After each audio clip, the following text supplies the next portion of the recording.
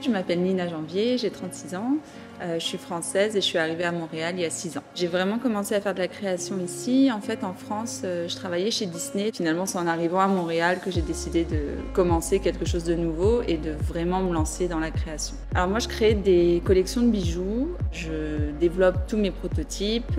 En fait, je fais tout de A à Z, donc du développement des prototypes jusqu'à la production. Donc je développe des bagues, des boucles d'oreilles, des colliers, des broches et des petits accessoires aussi. Par exemple, des petits portants à boucles d'oreilles. Je regroupe beaucoup d'images, en fait, je m'inspire un petit peu. Et puis au fur et à mesure, j'ai une idée de collection qui va se mettre en place dans ma tête. Je fais mes dessins et là, je commence à voir dans quel matériau le bijou va être décliné. Et là, je me mets à faire mon prototypage. Et puis, une fois que je suis satisfaite, je le garde, je le réserve pour la collection, puis ça repartira en production après.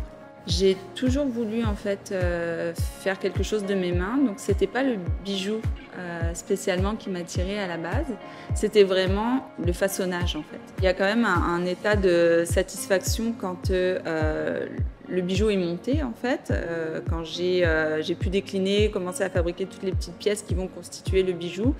Et même s'il n'est pas encore poli, raffiné, à partir du moment où je commence à voir la tête qu'il aura, moi je peux déjà imaginer comment il sera à la fin, une fois qu'il sera tout brillant, tout beau. Je sens que j'ai déjà cet état de satisfaction où je sais ce que ça va donner et on a presque hâte d'aller à l'étape suivante qui est la finition. Je fais des collections qui sont vraiment à cheval entre la mode et l'art. Je m'attarde vraiment à fabriquer comme des petites œuvres d'art parce que j'aime bien aussi l'idée que le bijou puisse être joli quand il n'est pas porté. Pour moi, la mode, c'est vraiment pouvoir s'affirmer, montrer qui on est réellement et j'aime bien quand on y va franchement. Je mets par exemple des perles de couleur néon dans mes bijoux. Je veux que ce soit dépareillé, que les longueurs soient différentes, que les matériaux soient mélangés aussi. En fait, je suis quelqu'un d'assez discret, mais à la fois, j'ai un petit grain de folie.